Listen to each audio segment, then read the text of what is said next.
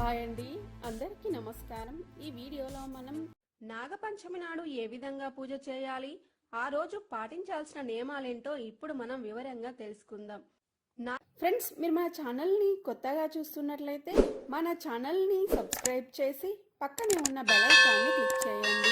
నేను చేసే ప్రతి వీడియో మీకు నోటిఫికేషన్ రూపంలో ముందుగానే వస్తుంది.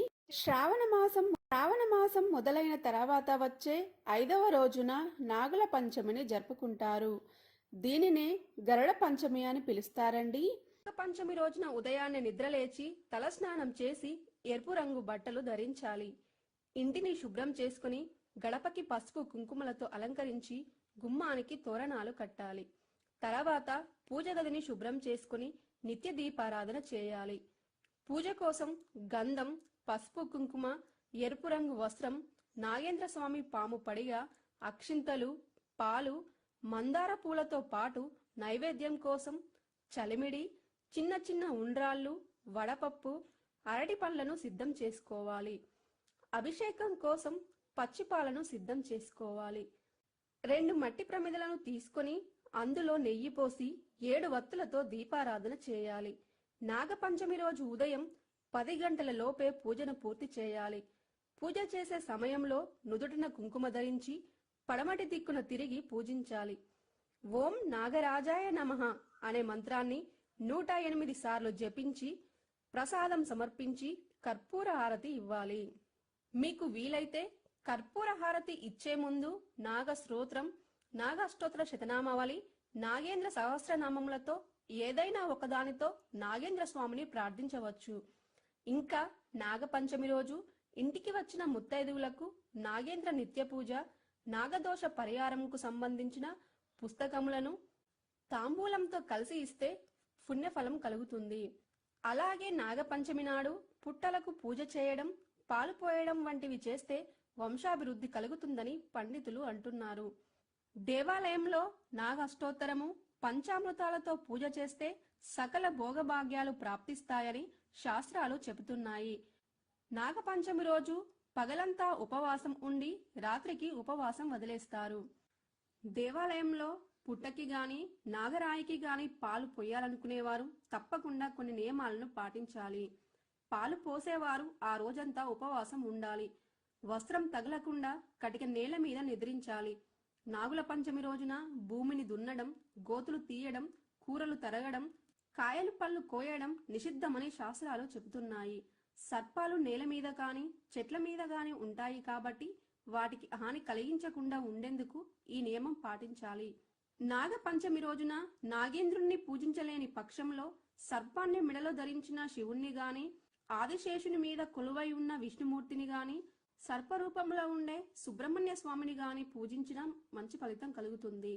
ఇలా చేస్తే మీకున్న కుజ రాహు దోషాలు తొలగిపోతాయి. సంతానం లేని వారికి సంతానం కలుగుతుంది. నాగపంచమి రోజున పుట్టలో పాలు పోసే ఆచారము ఉంది.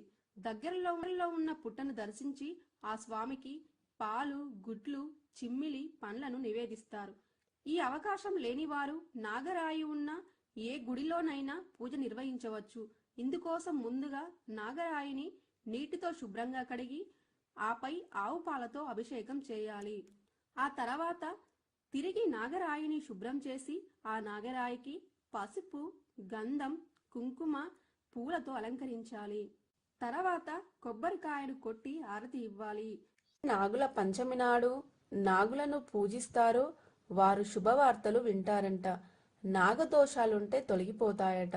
సంతానం కలగాలనే కోరుకునేవారు తప్పనిసరిగా నాగారాధన చేయాలి. నాగుల పంచమి రోజు ఉపవాసము ఉండి పూజ చేస్తే సంతానం కలుగుతుందని పండితులు చెబుతున్నారు. భారతీయ సంస్కృతిలో నాగపూజకి గొప్ప విశిష్టత ఉందండి. అందరూ ఎంతో సాంప్రదాయంగా భక్తితో నాగారాధన చేస్తారు. గరుడ పురాణం ప్రకారం ఎవరైతే నాగుల పంచమి నాడు నాగులను పూజిస్తారో వారు శుభవార్తలు వింటారంట. నాగదోషాలుంటే తొలగిపోతాయట. సంతానం కలగాలనే కోరుకునేవారు తప్పనిసరిగా నాగారాధన చేయాలి. నాగుల పంచమి రోజు ఉపవాసము ఉండి పూజ చేస్తే సంతానం కలుగుతుందని పండితులు చెబుతున్నారు. నాగుల పంచమి రోజున నాగదేవతను పూజించడం వల్ల కాలసర్ప దోషాల నుండి విముక్తి లభిస్తుందండి. నాగదేవతను ఇంటికి రక్షకురాలుగా భావిస్తారు కాబట్టి ఈ రోజున నాగదేవతను ఆరాధించడం వల్ల ఇంట్లో ఆనందం, శాంతి మరియు శ్రేయస్సు లభిస్తుంది. ఈ నాగుల పంచమి రోజున నాగేంద్ర స్వామికి కాకుండా శివలింగానికి కూడా అభిషేకం చేయాలి. శంకరుడు, పార్వతీదేవి మరియు గణేశుడికి కూడా పూజ చేయాలి.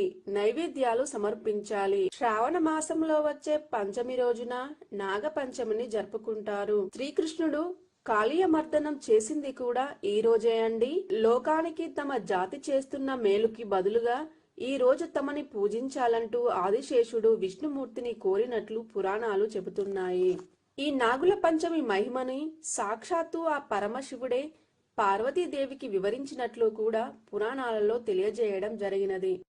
ఫ్రెండ్స్, ఈ వీడియోలో మనం నాగుల పంచమి యొక్క ప్రాముఖ్యత ఏమిటి, నాగుల పంచమి రోజున పూజ ఎలా చేయాలి, ఏ నైవేద్యాలు సమర్పించాలి, పాటించాల్సిన నియమాలేంటో తెలుసుకున్నారు కదా. ఫ్రెండ్స్, మీకు ఈ వీడియో నచ్చినట్లయితే